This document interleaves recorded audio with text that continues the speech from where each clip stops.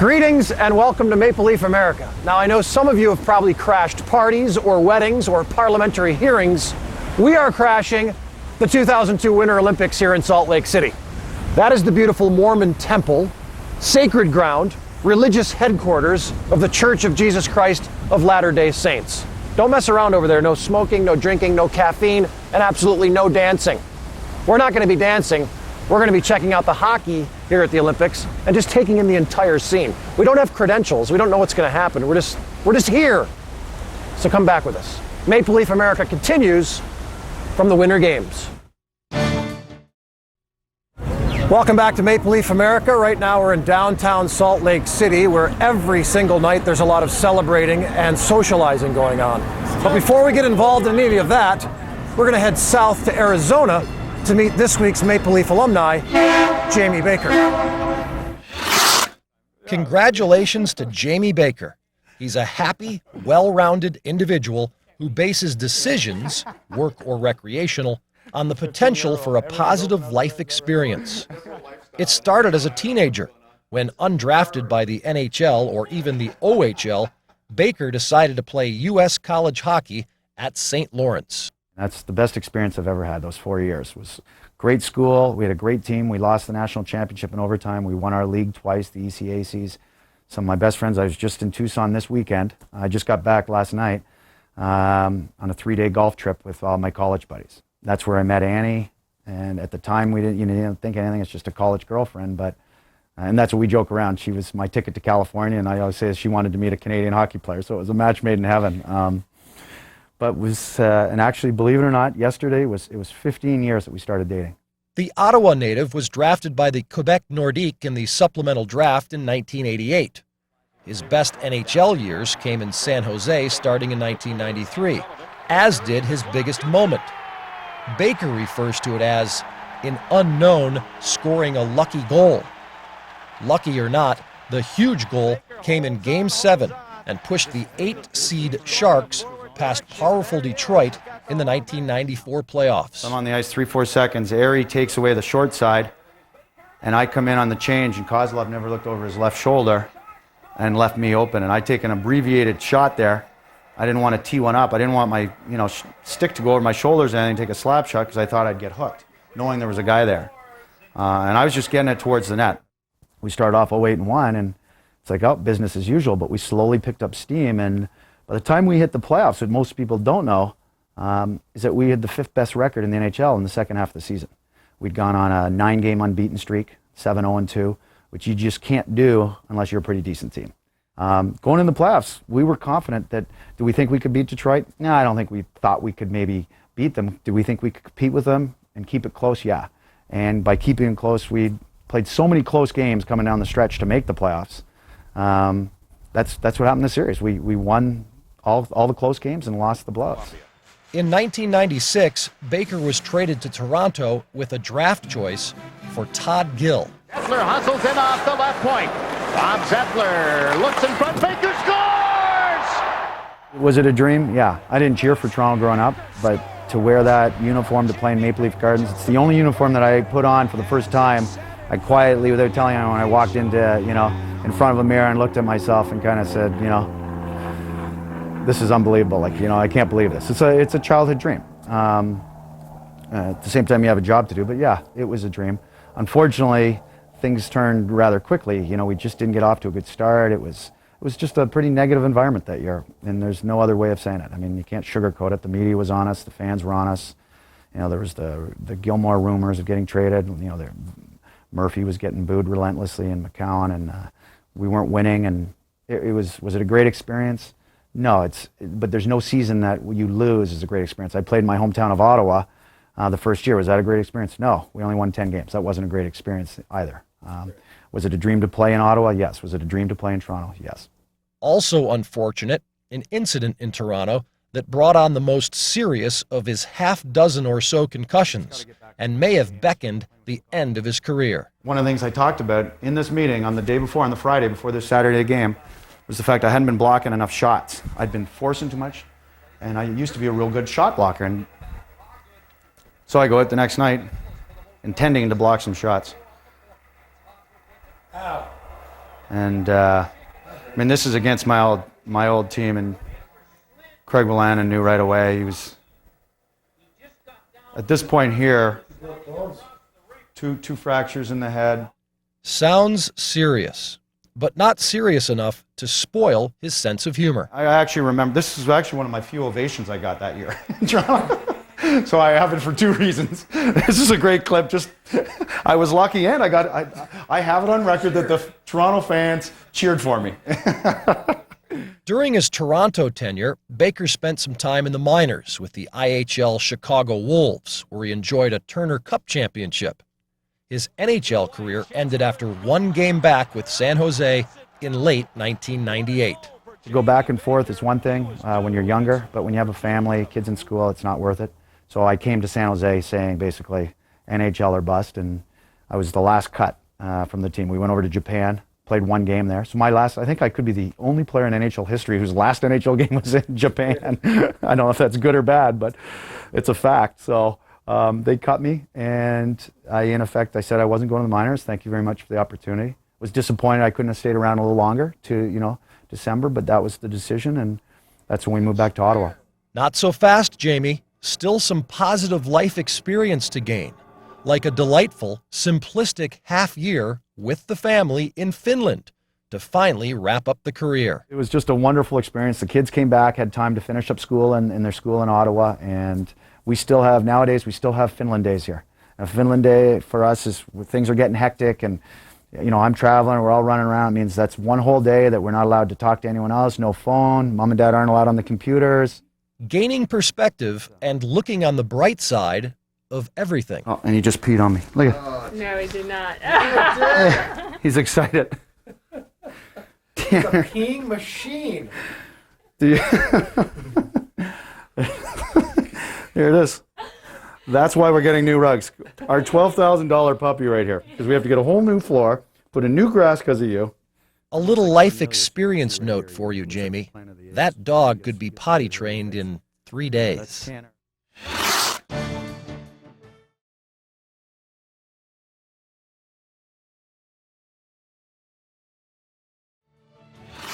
There he is, Jamie Baker, enjoying the good life outside of Phoenix, Arizona. He lives up there in Scottsdale. This is Tempe, the spring training home of the Anaheim Angels. We don't get to stay here for the heat or the baseball.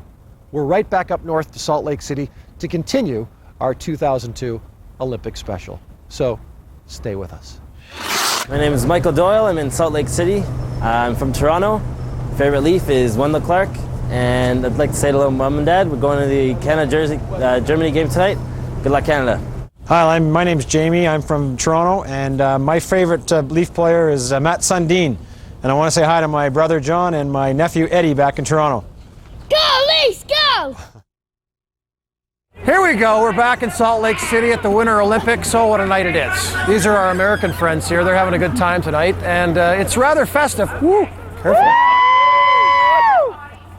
What do you have to say? Go Maple Leafs! Go, Maple Leafs!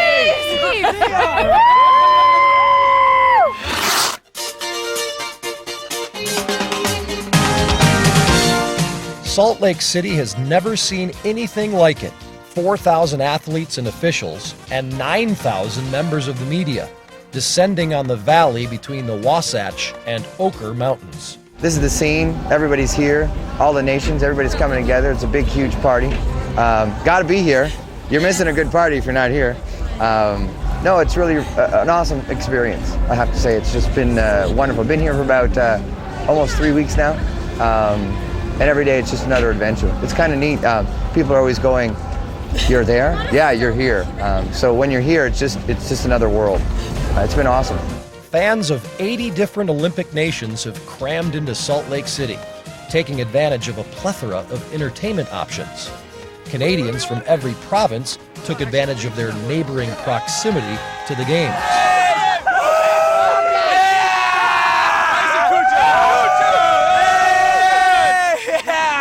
Been to a couple hockey games, they're great. Canada tied one, won the other, so can't ask for much better than that. Definitely would go back. Hopefully I'm going back next time because it'll be in Canada. Just to experience the same thing as I did here. It came as no surprise that all of the visitors from up north wanted to talk about and analyze the hockey tournament. We've been playing all right. We played all right against the Czechs. We had a lot of shots. We just got to put the puck in the net. I mean, against the Finns, we're a better team than them. We just got to finish our chances and we'll be all right. But they're starting to play well, score some goals, and we'll move on to the semis, move on to the finals, take the gold medal. They are a bunch of great individuals and great players and so on, and I really hope they join together as a team really fast, because a bunch of individuals playing as individuals don't win. If they join together, we're going to kick butt. To find a hockey game or a bobsleigh run or a party, just ask one of the 18,000 volunteers working the Olympics, all wearing some type of puffy, colorful coat. There's the green jackets, which are the like the event people. There's the red jackets, which are the emergency medical staff. There's the yellow jackets like us, we're the event services, and we're the ones that do like crowd control, security, and things like that. And then you've got your blue jackets, which are general type of things in the jacket. So. Thank you, I think. But quickly, back to the important stuff. Who's going to win the hockey tournament? Let's go, get it up! Oh my God, it's been amazing. It's the best time. We're the hockey game today, Canada. And Czech Republic? Czech Republic. It was the best. Really? Oh, yeah. 3-3. Yep. Yeah. They better step it up.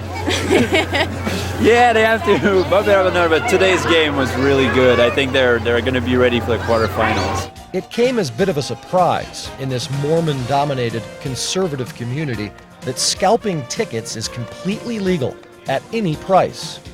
Any hockey fan from Canada could have showed up with no tickets and bought some, probably at face value. Face value being anywhere from $75 to $250 US, depending on day and venue. Is that guy buying or selling? Well, he's not buying what you want. 150 each. That's face, right? Yeah. I don't have that much. I'll help you out. I'll help you out in a half hour. One guy's got them, and he's not selling them for less than face value. Bobsled this afternoon, bobsled. They think if they're gonna sit in his pocket, that's not doing him much good. No, I need like 50 cents or a buck. Sell it. I'll give you $1 if you got tickets to the iguana races. What? More traditional capitalistic ventures also saw continuous business. Canada House, selling Canadian Olympic goods, was sold out and restocked and sold out each and every day. All part of the buzz. First time we've actually been down here because we've been going from event to event, but it was good tonight. We had a good time. Got to see the maple leaf go up. Yeah. So it was good.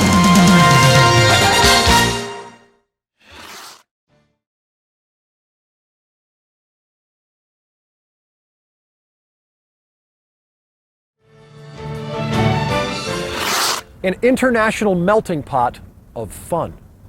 Right now I'm standing outside the University of Utah football stadium, the home of the opening and closing ceremonies. You know, one of the biggest moments in American Olympic history was the 1980 U.S. Olympic hockey team winning the gold medal. Maybe just as big an event for Canadians because it involved the sport of hockey. What did Canadians really think of the U.S. winning? We took a sample at a very unique event.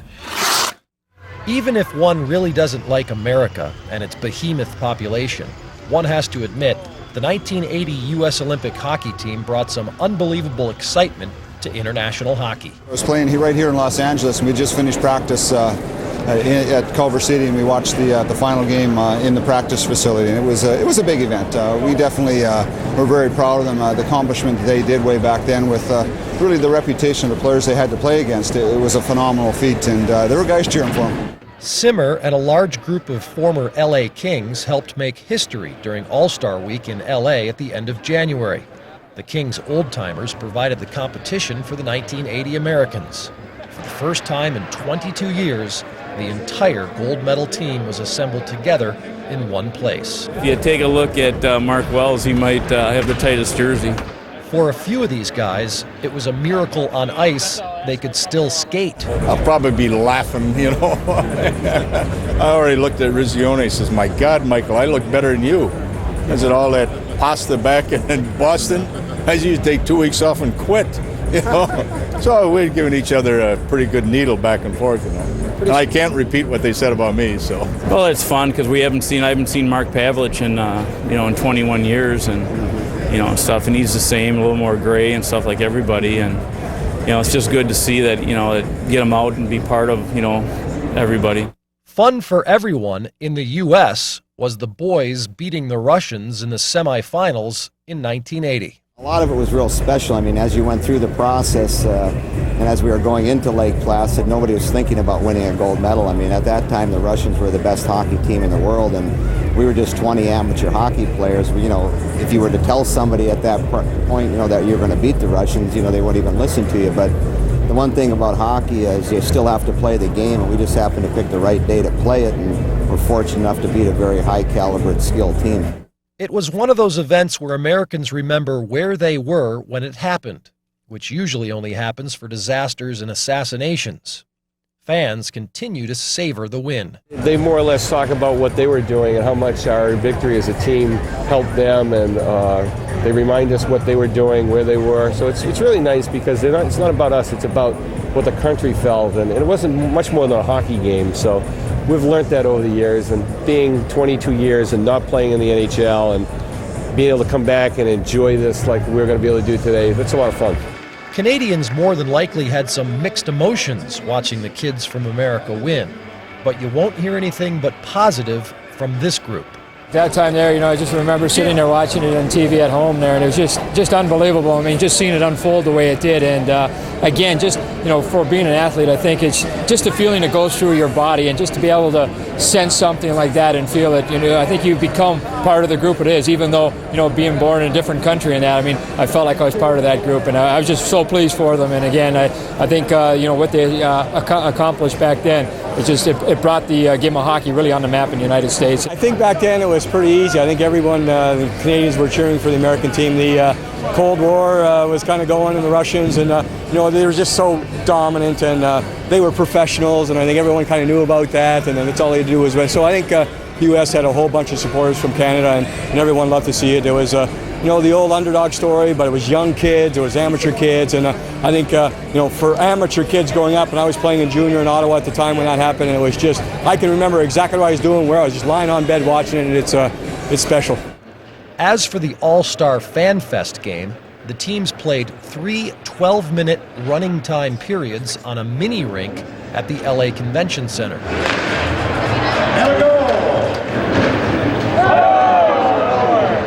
After a seesaw battle, the game ended in a tie.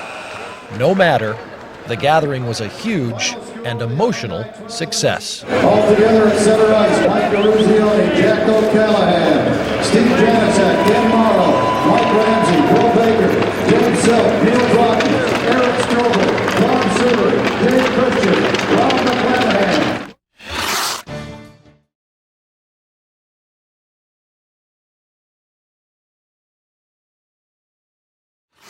Now that was pretty exciting stuff. And this is Shane Dolton. He's also a pretty exciting guy. He's Captain Canada. Let's go, Canada! Hey, what'd you think of the 80 U.S. team? You know, I was glad that a North American team won, because if the Russian won, then, you know, that's just no good for North American hockey. So we got to keep it in North America, even though it was the U.S. and I don't want to see them get anywhere. Now we got all these pro guys playing, though. It's a little different. And, we'll have to wait and see how that works. But actually, you know what's kind of weird, Shane? What's that? We're standing here right now, kind of projecting and guessing. They know already. Yeah, that's true. We're here, they know already. That's not right. Ah! Let's go get a Canadian brew. Who is this guy? He's got no name or number. Hey, dry up. I know it's been an ongoing issue. Oh, yeah? Jesus. Hi, my name's Anita. I'm from Toronto, and I'm in Salt Lake City right now. And my favorite Leaf is Wendell Clark. And tonight we're going to see Canada and Germany play. So good luck, Canada. I want to say hi to all my family and friends at home. Welcome back to Maple Leaf America. The state of Utah is full of natural wonders, but only one natural wonder has a major city named after it. A major city that just happens to be hosting the 2002 Winter Olympics. That natural wonder is the Great Salt Lake. 20 to 30,000 years ago, Lake Bonneville covered much of what is now known as the states of Utah, Idaho, and Nevada. This prehistoric lake gradually dried up and left the Great Salt Lake behind. The present lake is about 160 kilometers long and 90 kilometers wide. Its depth ranges from 6 to 12 meters. Also left behind, myths. For years, early settlers believed a huge whirlpool rotated in the middle of the lake, pulling unfortunate mariners to their demise. Some thought a terrible monster with an enormous head lived beneath the water. Others claimed whales from the Pacific Ocean swam through a subterranean inlet to live in the lake. Well, in reality, fat chance of finding anything swimming around.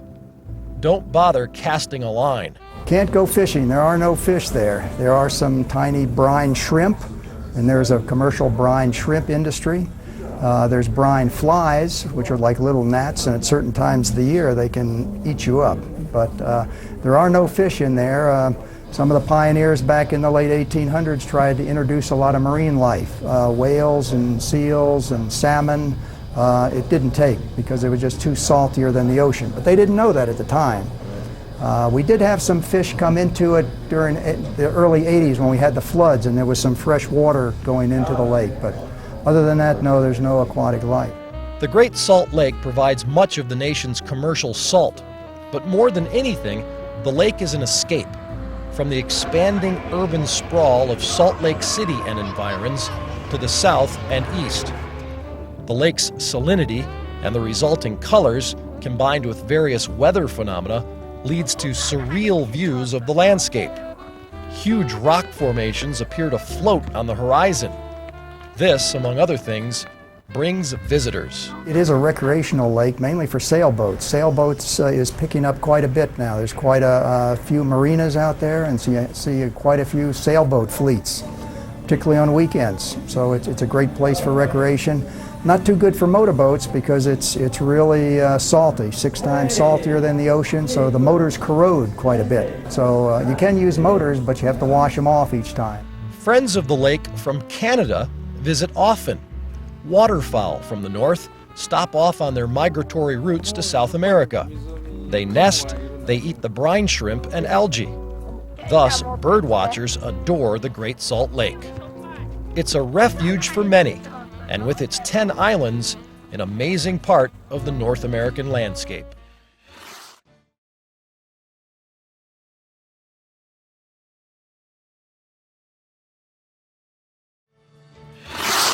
Well, we hope you've enjoyed our whirlwind tour of Salt Lake City and our little fun and games here at the 2002 Olympics. Next week, we go to Ohio. From Utah to Ohio. 2 of the 3 U.S. states whose names only have 4 letters. What's the other one? Huh? We've been to a lot of state capitals, by the way. We've been to Trenton, New Jersey, Columbia, South Carolina, Raleigh, North Carolina, Boise, Idaho, Oklahoma City, Oklahoma, and now Salt Lake City. It's like a geography thing, a history thing, and it's hockey all rolled into one here on Maple Leaf America. The other state with 4 letters, by the way, is Iowa. We're not going anywhere near it. Ohio next week. See you then.